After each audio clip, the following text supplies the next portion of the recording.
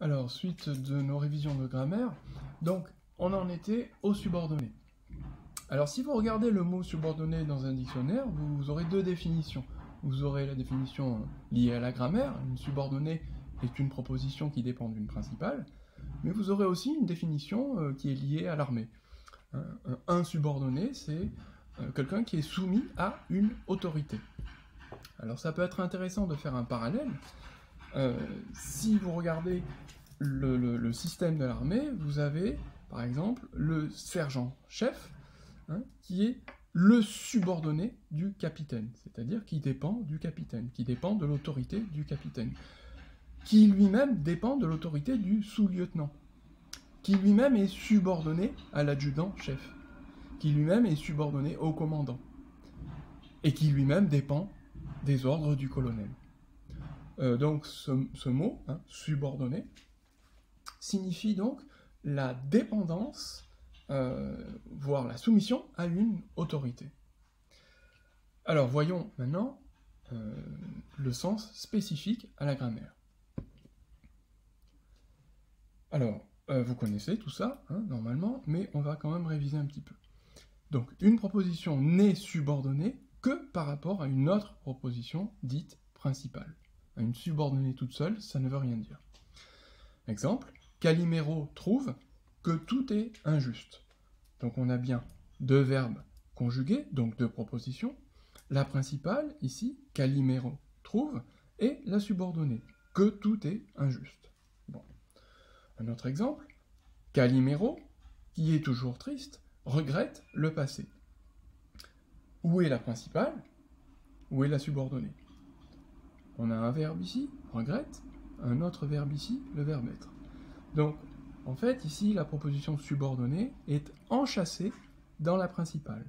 La principale, c'est Calimero regrette le passé, et au milieu, on a enchâssé donc cette proposition subordonnée.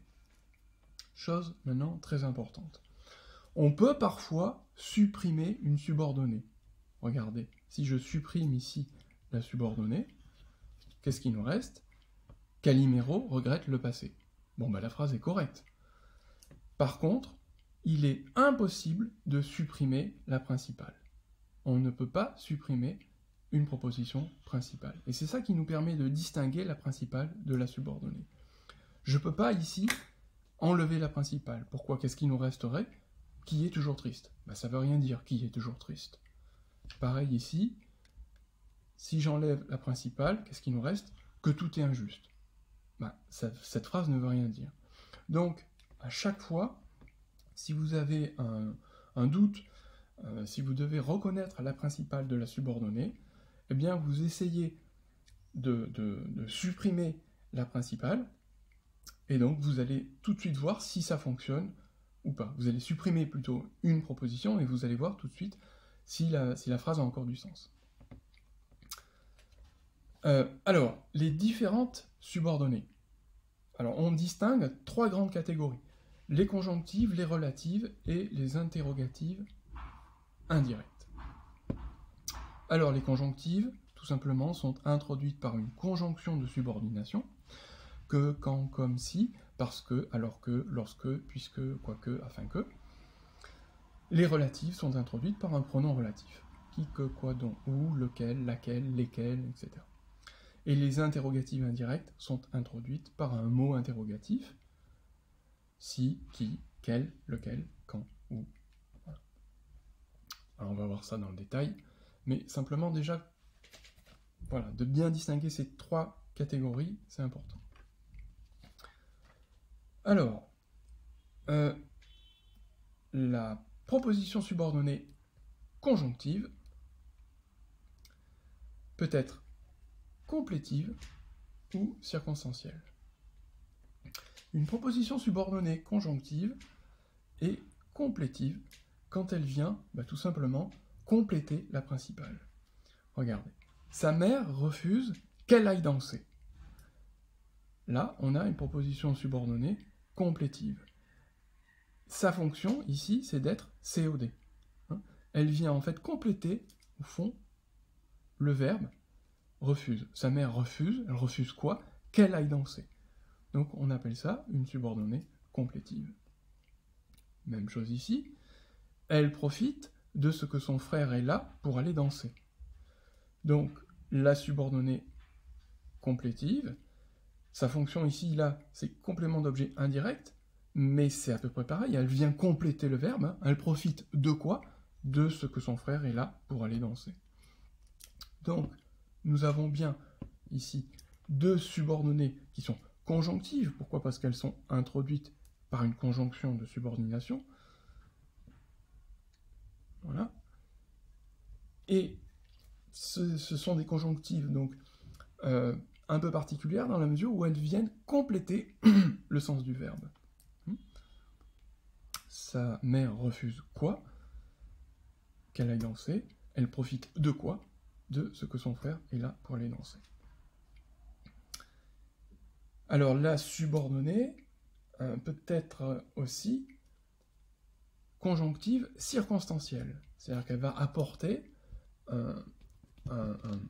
une information sur les circonstances de l'action, tout simplement. Comme le fameux complément circonstanciel de temps, complément circonstanciel de lieu, complément circonstanciel de manière, ça, vous connaissez. Alors, exemple, le poète médite pendant que les paysans labourent. Donc, la proposition principale, hein, le poète médite, la subordonnée pendant que les paysans labourent. Alors, c'est une subordonnée, donc circonstancielle. Sa fonction, elle est complément circonstanciel de temps. On voit bien que elle vient ajouter, en fait, une précision par rapport à l'action. Et ce que l'on voit, c'est qu'on peut la supprimer. Hein, c'est la grande différence avec la complément, la complétive. La complétive, on ne peut pas l'enlever. Je ne peux pas dire « sa mère refuse ». Ça refuse quoi? Voilà, donc on a besoin d'avoir la suite. Donc on ne peut pas supprimer la complétive. Par contre, on peut supprimer la circonstancielle. Regardez. Le poète médite pendant que les paysans labourent. Je peux très bien dire le poète médite. Point. D'accord? Donc, un autre exemple. Le semeur s'applique pour que la récolte soit bonne. Là aussi, pour que la récolte soit bonne, subordonnée circonstancielle, introduite par pour que. Ici, c'est circonstanciel de but. Hein. Le semeur s'applique. Dans quel but? Eh bien, dans le but que la récolte soit bonne. Même chose, on peut supprimer la circonstancielle. Je peux très bien dire le semeur s'applique. Voilà. Ça, c'est vraiment important d'être capable de distinguer une proposition subordonnée complétive ou une proposition subordonnée circonstancielle. Alors, passons maintenant aux subordonnées relatives. Les subordonnées relatives, on l'a vu, hein, sont introduites par un pronom relatif. Qui, que, quoi, dont, où, etc. Son rôle est de compléter l'antécédent. Alors, qu'est-ce que c'est que l'antécédent? On va voir ça avec un exemple. Jolly Jumper est un cheval dont la crinière est blonde. Bon. Alors d'abord, où est la principale? Où est la subordonnée? Est-ce que je peux, par exemple, enlever ça? Non, on voit bien que ça ne fonctionne pas. Je ne peux pas dire « dont la crinière est blonde ». Ce morceau-là, tout seul, n'a pas de sens. Donc, par déduction, la principale, elle est là. Jolly Jumper est un cheval. Je peux très bien dire « Jolly Jumper est un cheval ». Bon. Ici, je vais rajouter une proposition, sauf qu'elle va être introduite donc, par un pronom relatif, dont, et ce pronom relatif, ici, va venir, en fait, compléter l'antécédent. Alors l'antécédent, c'est juste le mot qui est avant, ici. Hein? Dont vient, en fait, remplacer cheval, et vient rajouter une information. Jolly Jumper est un cheval dont la crinière est blonde. Un autre exemple. Jolly Jumper est un cheval que tout le monde aimerait avoir. Même chose, ici l'antécédent, c'est toujours le même, hein, c'est le mot cheval. Là, le pronom relatif, ici, c'est que. Et on vient donc, par cette proposition, nous rajouter une information. Les propositions subordonnées relatives sont considérées comme des expansions du nom. Expansion du nom, ça veut dire qu'en fait, on va rajouter une information au nom. Cheval, c'est bien un nom. D'accord ? Donc, la proposition subordonnée relative, ici, c'est une expansion du nom. C'est-à-dire que, au fond, on va compléter, enrichir le nom qui est là. D'habitude, les expansions du nom, enfin, vous les connaissez. Par exemple, l'adjectif, c'est une expansion du nom. Je peux dire, Jolly Jumper est un cheval sympathique. Sympathique, c'est un adjectif, mais c'est aussi une expansion du nom, dans la mesure où il vient enrichir, en fait, le nom. Le nom, cheval. Hein, cheval sympathique. Là, je dis cheval dont la crinière est blonde.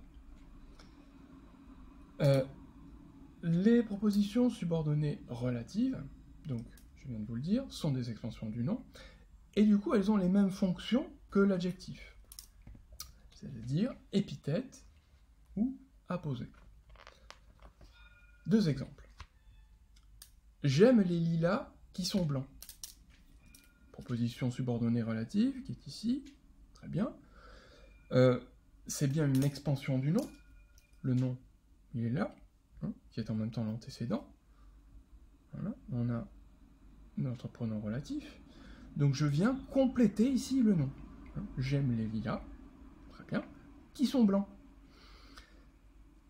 En fait, je pourrais très bien remplacer cette subordonnée relative par un adjectif. Blanc, tout simplement. J'aime les lilas blancs.